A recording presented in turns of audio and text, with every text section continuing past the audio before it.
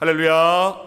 하나님의 크신 사랑과 풍성하신 은혜와 넘치는 축복이 그리스도 예수 안에 있는 우리 모든 성도님들과 그 가정과 자녀들 가운데 함께 하시기를 그리스도 예수의 이름으로 간절히 축원합니다.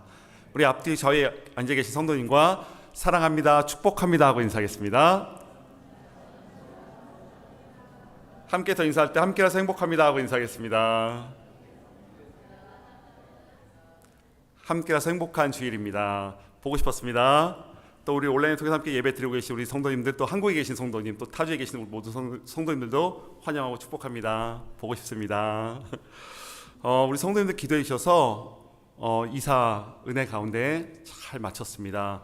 지난 12월, 사실 12월 달에 온 가족이 함께 내려왔어야 되는데 함께 내려오지 못하다 보니까 작년 12월 달의 마음은 이제 6개월 동안 어떻게 해야 되나, 큰일 났다 라는 마음이었는데 6개월 동안 바울의 발자취 강의하고 또 1:1 양육자 과정 강의하고 또 여기저기 신방 열심히 다니다 보니까 참 시간이 빨리 지나간 것 같아요. 그동안 아내와 아이들의 그 빈자리를 이해해 주시고 또 같이 곁에서 기도해 주신 우리 모든 성도님들, 이 자리를 빌어서 다시 한번 송구한 마음과 또 죄송한 마음, 그리고 무엇보다 감사한 마음을 전해드립니다. 진심으로 감사드리고, 더불어서 또 디트로이트에서 아내와 아이들이 아파트에 살았는데 살 수 있도록 우리 디트로이트 한인감리교회에서 또 렌트비를 7개월 동안 또 이렇게 부담해 주시고 또 함께 기도해 주셨는데, 이 자리를 빌어서 디트로이트 한인감리교회 김은경 목사님, 모든 성도님들께도 감사의 말씀을 전해드립니다. 이제 아내가 내려오다 보니까 몇몇 성도님께서 이제 사모님께서 이제 오르간 반주 물어보시더라고요. 그래서 아닙니다 라고 제가 말씀드렸어요. 아내는 2부 예배 같이 찬양하고 당분간 주일 예배, 저기 뉴스 더불어서 우리 주일학교, 저는 관심이 어디 있는가, 저는 주일학교에 관심이 많은 목사입니다. 그래서 이제 아내가 가서 주일학교 가서 또 EM 가서 같이 예배 드리고 또 도울 일이 있으면 같이 손을 얹어서 함께 돕는 사역에 같이 동참하게 될 것입니다. 골로새서 말씀을 계속 전하고 나누고 있는데, 골로새 교회는 사도 바울이 직접 세운 교회가 아니라 에바브라라고 하는 그 사람이 그곳에 가가지고 교회를 개척하였다라는 말씀을 전했었는데요. 그런 의미에서 에바브라는 공동체를 살리는 사람, 그리고 또 공동체를 세우는 사람이구나 말씀 묵상하며 그런 마음이 들었어요. 우리 남풀 감리교회에서 공동체를 살리고 세우는 사람이 누구일까? 누구죠? 우리 앞뒤 좌우에 계신 분들 이렇게 한번 인사하겠습니다. 당신이 공동체를 살리는 사람입니다 하고 인사하겠습니다. 다시 한번 인사할 때 제가 공동체를 세우는 사람입니다 하고 인사하겠습니다.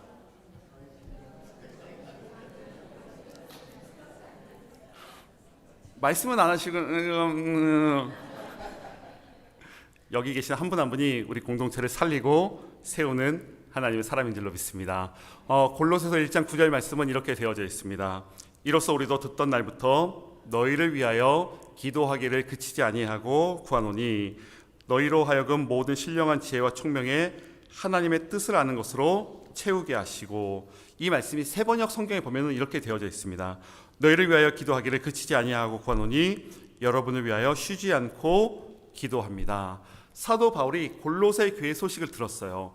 그리고 골로새 교회를 위해서 뭐라고 얘기하고 있죠? 당신들을 위해서 쉬지 않고 계속해서 끊임없이 기도하고 있습니다. 말씀 보면서 부럽다. 사실 관계 없는 사람들이잖아요. 한번 물어볼까요? 우리 성도님들은 보통 기도할 때 자기 자신을 위해서 기도하고 더 깊은 기도는 자녀들을 위해서 기도하시잖아요. 자녀들을 위해서, 그리고 속장님, 우리 인도자는 속회를 위해서, 교구장님은 교구를 위해서, 또 교회를 위해서도 기도할 것 같아요. 그리고 또 이사했던 담임 목사를 위해서도 다 같이 기도해 주시는 것 같아요.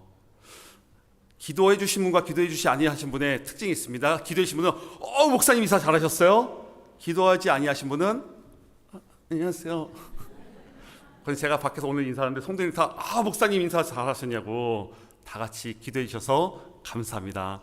왜요? 관계가 있으니까. 우리 관계 있지 않습니까? 관계 없나요? 우리 관계 있는 사람들 있잖아요.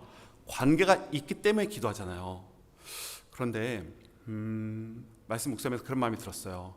우리가 IT 김승돈 선교사님, 무엇보다 우리 성도님들께 또한 감사드리는 것은 지난주에 우리가 IT에 위해서 같이 성경 보급 사역에 같이 동참하자 참 많은 분들께서 마음을 모아주셔가지고 그것 또한 많은 또한 물질이 흘러가게 되었고 성경이 보급되는 귀한 열매가 있게 되리라 믿습니다.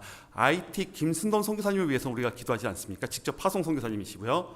그런데 IT에 있는 그곳에 세워진 교회를 섬기시는 집사님과 권사님과 장로님이 계시잖아요. IT에 세워진 교회의 집사님과 권사님과 장로님을 위해서 기도하는 것은 쉬울까요? 어려울까요? 생각보다 쉽지 않아요. 왜요? 우리는 보통 기도할 때 어떻게 기도하죠? IT 김승동 선교사님과 모든 사역을 지켜주옵소서 퉁으로 뭉텅그려서 기도하잖아요. 보통. 왜 그렇게 더 깊이 들어가지 못할까? 그렇게 깊은 관계가 없기 때문에. 근데 말씀 묵상하면서 어떻게 사도 바울은 가본 적도 없고 본 적도 없는 그들을 위해서 어쩌다 한 번 기도하는 게 아니라 끊임없이 계속해서 깊이 기도할 수 있었을까? 혹시 이거 거짓말하는 거 아닌가? 예전에 한 설문조사를 본 적이 있습니다. 목회자들을 대상으로 했던 설문조사. 거짓말, 목사들이 가장 많이 하는 거짓말 1위가 뭘까요? 기도하겠습니다. 그게 1위여서 제가 깜짝 놀랐어요. 이게 왜 1위일까 가만히 보니까 교회가 커지면 커질수록 성도님들이 많아지면 많아질수록 기도의 제목이 너무 많다 보니까 앞에서는 제가 기도하겠습니다 하고 뒤에서는 기도하지 않는다.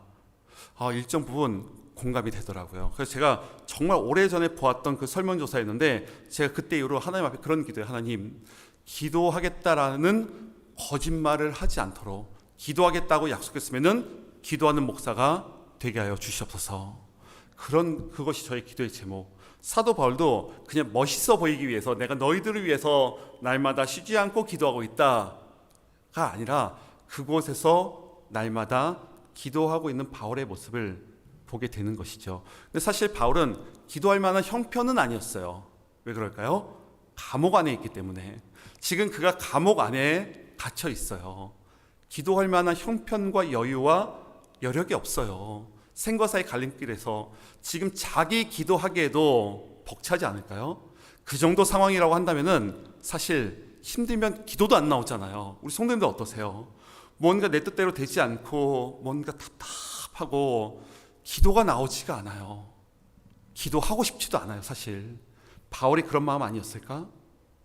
그의 인생과 삶 속에 감옥 안에 아무도 없는 그곳에서 외로움 속에서 고독과 싸우고 있는 그곳에서 답이 보이지 않고 언제 나갈지도 모르고 그 노신사가 나오는 건 한숨이고 흐르는 건 눈물인 그 상황 속에서 자기 기도를 하는 것이 아니라 그곳에서 그 시간 가운데 다른 사람들, 다른 교회, 특별히 골로새 교회, 사도 바울은 골로새 교회만 세운 것이 아니에요. 고린도 교회도 세웠고 빌립보 교회도 세웠고 에베소 교회도 세웠고 데살로니가 교회도 세웠고 얼마나 많은 교회를 세웠고 얼마나 많은 성도들을 알고 있었을까.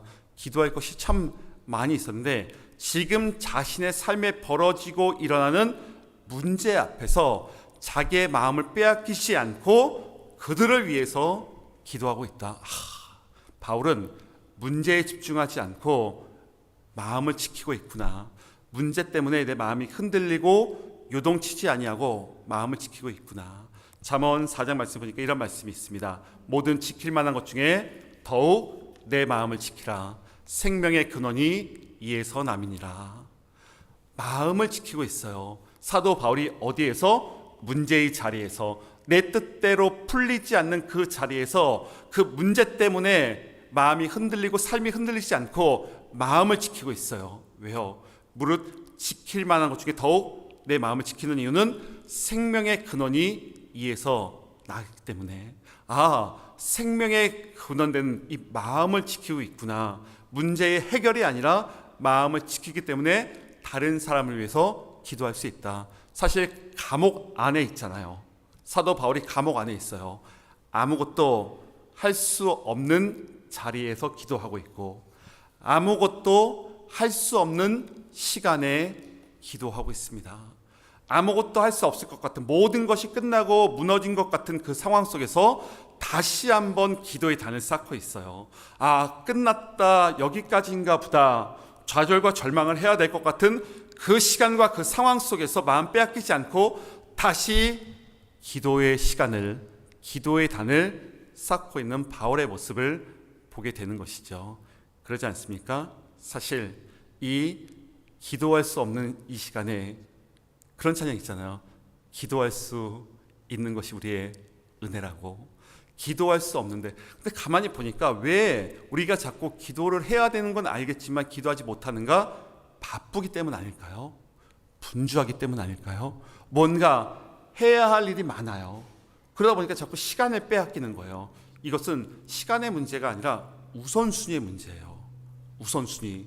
내가 무엇을 먼저 해야 되는가? 내가 어디에 관심을 가져야 하는가? 지금 그것.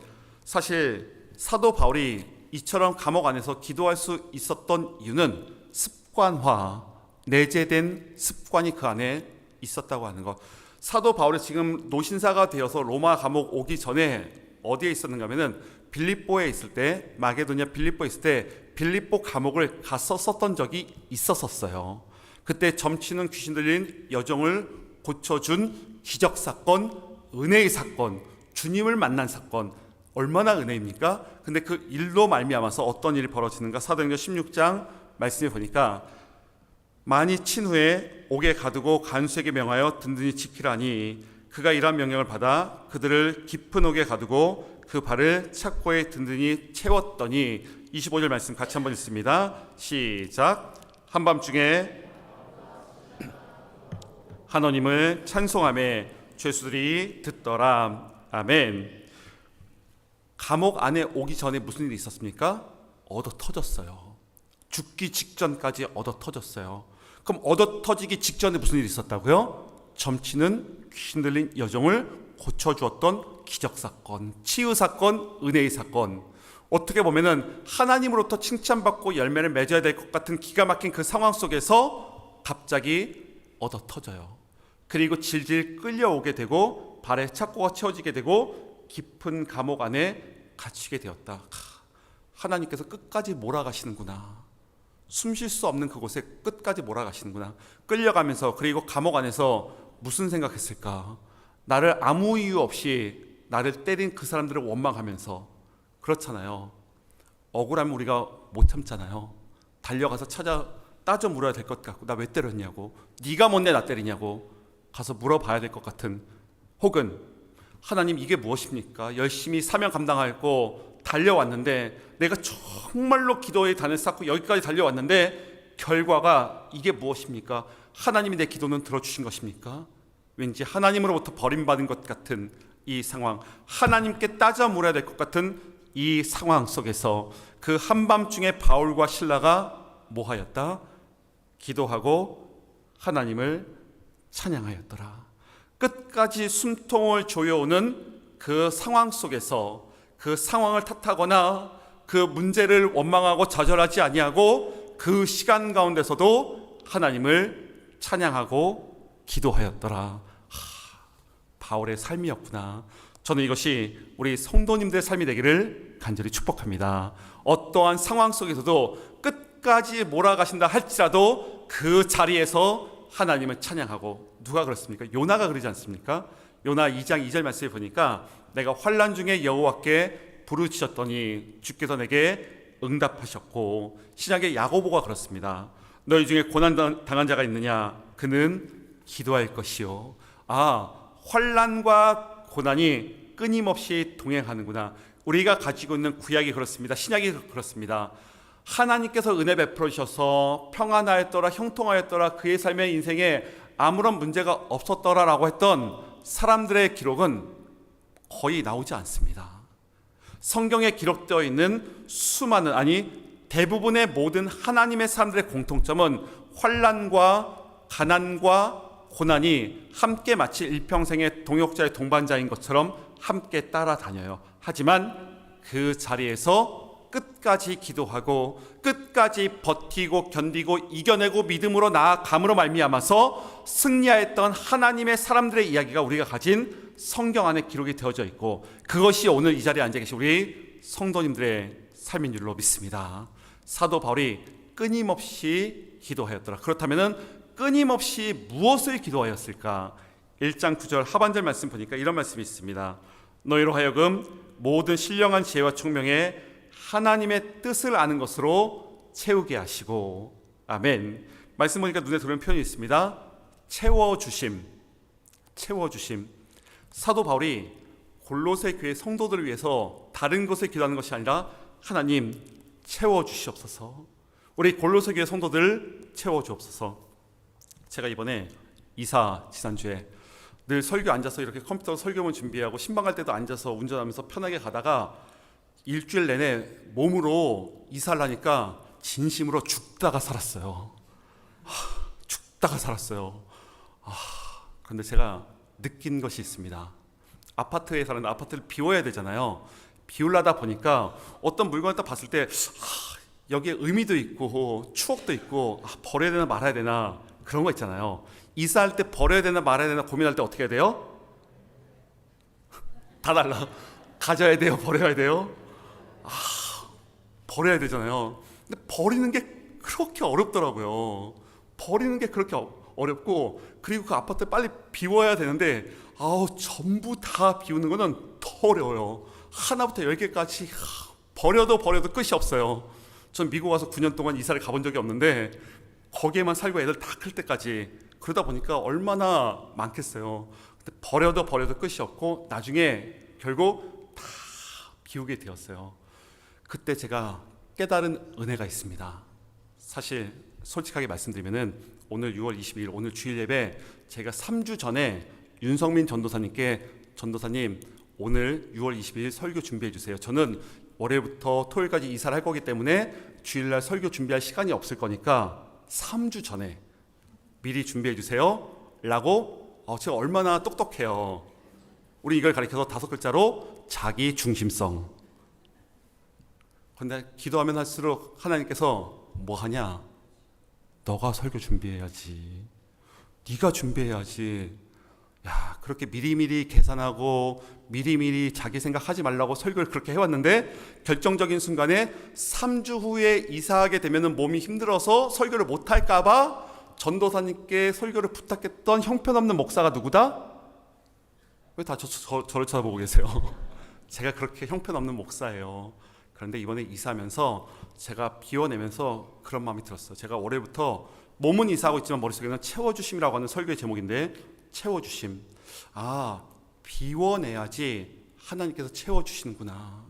근데 비우려니까 너무 힘이 들어요. 너무 아까워요. 근데 우리 인생도 그렇지 않습니까? 하나님께서 어떤 은혜를 채워주시기 위해서 예비해 주고 계신데 뭔가 비워내야 되는데 이거 비워내려다 보니까 뭔가 아쉽고 자존심이 그렇지 않을까요?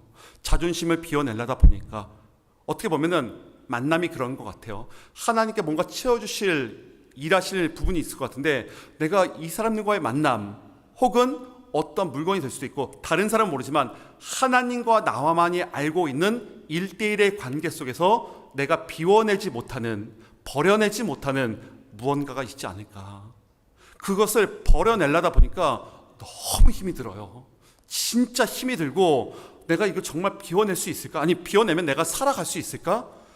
내가 이것 때문에 그래도 그나마 버티고 있는데, 이것 때문에 내가 그나마 살아 숨쉬고 있는데 이걸 비워냈을 때에 나는 어떻게 내 마음은 무너지는 것이 아닐까? 어떻게 보면은 영적인 내 영혼의 결핍이 찾아오는 것은 아닐까? 아니면 내 인생에 이걸 비워냈을 때에 가뭄이 찾아오는 것은 아닐까? 비워내는 것이 참 힘들고 어렵지만 하지만 비워내고 내가 버릴 때에 더 큰 은혜가 있어요. 제가 만약에 디트로이트 그 아파트에 미련이 남아가지고 버리지 않고 계속 그곳에 놔두고 거기에 살면은 제가 여기에 내려올 수 있습니까? 없죠. 하지만 다 비워내고 버리고 이곳에 내려왔더니 또 다른 사랑이 기다리고 있고 그 사랑이 우리 성도님들의 사랑인 줄로 믿습니다.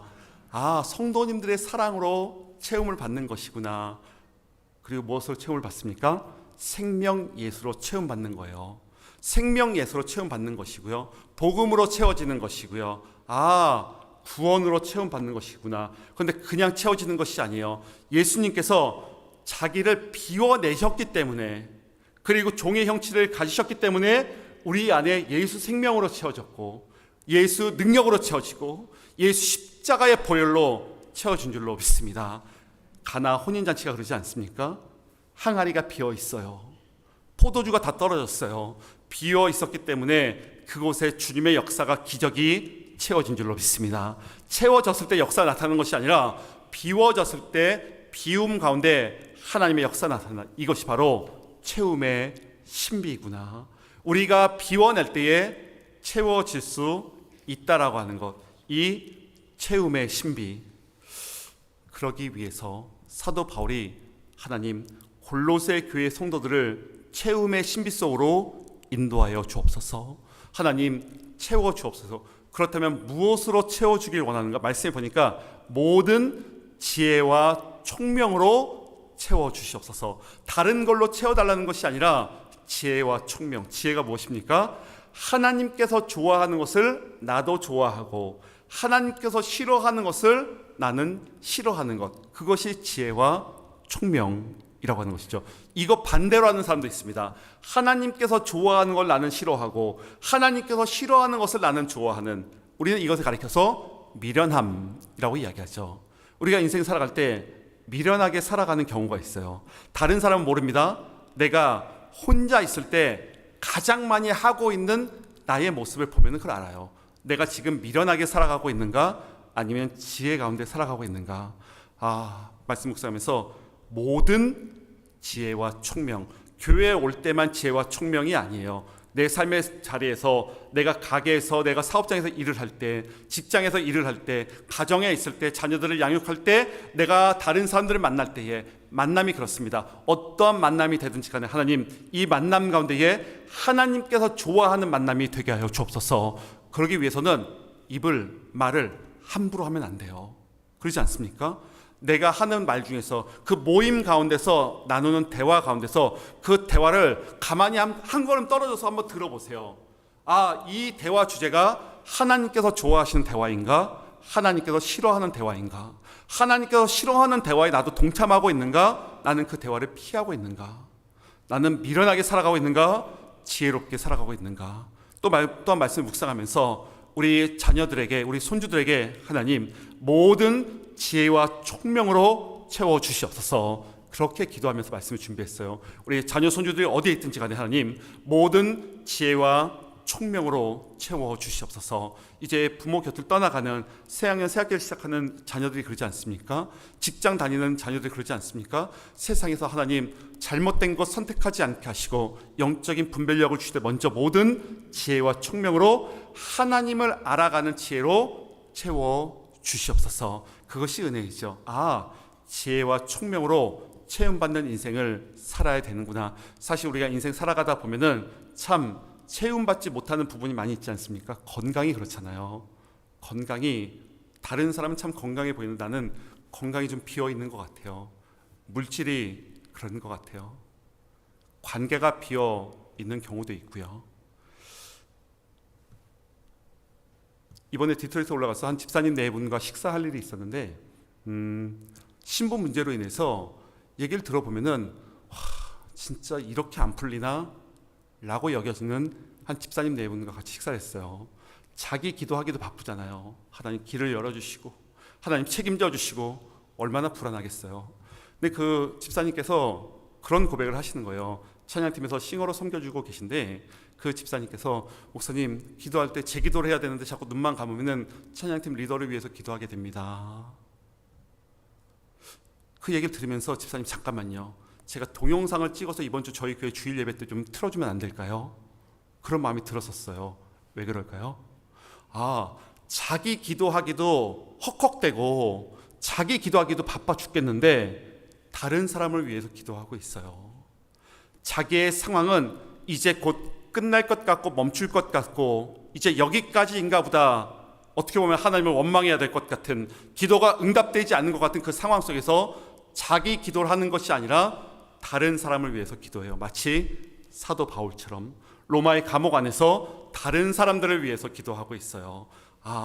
하나님을 만나서 체험받은 인생은 그 체험을 흘려보내는구나. 무엇을 흘려보내고 있습니까? 생명 예수를 흘려보내고 있어요. 복음의 능력을 흘려보내고 있구나. 십자가의 사랑을 흘려보내고 있구나. 나를 위한 인생이 아니라 다른 사람을 위한 인생을 살아가고 있구나. 그런 의미에서 하나님, 나를 채워주옵소서. 나를 채워주옵소서. 사실 우리가 참 부족하고 연약한 인생이지 않습니까? 빌립보서 4장 19절 말씀 보니까 이런 말씀이 있습니다. 나의 하나님이 그리스도 예수 안에서 영광 가운데 그 풍성한 대로 너희 모든 쓸 것을 채우시리라. 사도 바울이 빌립보서를 쓸 때에도 동일하게 감옥 안에서, 옥중서신이죠. 지금 그가 체험받은 인생입니까? 감옥 안에서 아무것도 체험받지 못한 인생인 것 같지만 빌립보 교회 성도를 향해서 주님께서 너희 쓸 것을 채워주시겠노라. 사도 바울이 감옥 안에서 아무것도 없는 상황 속에서, 아니요, 사도 바울은 다 가진 채움의 신비를 경험하였기 때문에 채워주실 것을 빌립보 교회 성도들에게 이야기하고 있죠. 시편 말씀 보니까 이런 말씀이 있습니다. 저가 사모하는 영혼을 만족하게 하시며 줄인 영혼에게 좋은 것으로 채워주심이로다. 시편 107편 9절 말씀인데요. 줄인 영혼, 우리 교회에서 가장 줄인 영혼이 누구일까를 생각해 보았어요. 앞에 있는 권태영 목사, 제가 가장 줄인 목사더라고요. 그런데 제가 그렇습니까? 아니요. 제가 볼 때는 우리 집사님이 가장 줄인 것 같아요. 우리 권사님이 가장 줄인 영혼이고, 우리 장로님이 가장 줄인 영혼이고, 근데 말씀 보니까 줄인 영혼에게 가장 좋은 것으로 채워주심이로다. 저는 이 말씀이 우리 성도님들의 말씀이 되기를 간절히 축원합니다. 하나님, 이 줄인 영혼과 같은 나에게 주님 채워주옵시고, 우리 자녀들이 어디에 있든지 간에 말세지만 이 험한 세상 살아갈 때에 가장 좋은 것으로 채워주시되 하나님 아는 지혜와 총명으로 체험받는 인생 되게 하여 주옵소서. 이 말씀을 붙들면서 살아가는 거예요. 하나님, 그래서 우리가 이번 한 주 하나님, 오 주여 채워주옵소서. 나의 손을 높이 주님께 올려드리오니 나를 채워주시고 우리 사랑하는 자녀들과 손주들을 채워주시옵소서. 내 인생과 풀리지 않은 문제 때문에, 해결되지 아니하는 그 상황 때문에 마음 빼앗기며 마음 무너지며 그 일로 인하여서 가정 대화하는 부부 가운데 사이가 벌어지는 인생 되지 않게 하시고, 하나님 사랑하는 남편에게 채워주시고 사랑하는 아내에게 채워주옵시고, 하나님 주님 아는 지혜로 채워주셔서 모든 형편과 상황 속에서 모든 시간 가운데에 주님의 지혜로운 말을 하게 하시고 하나님의 기쁨이 되게 하여 주시옵소서. 이 말씀 붙들고 이번 한 주도 주님의 채워주심을 경험하는 복된 인생, 복된 삶을 살아가는 우리 모든 성도님들이 다 되시기를 그리스도 예수 이름으로 축원합니다. 우리 다 함께 자리에 일어나셔서 찬양하고 기도하는 시간을 갖기를 원합니다. 오 주여 채워주옵소서. 이 찬양의 가사가 나의 삶이 되게 하여 주옵소서.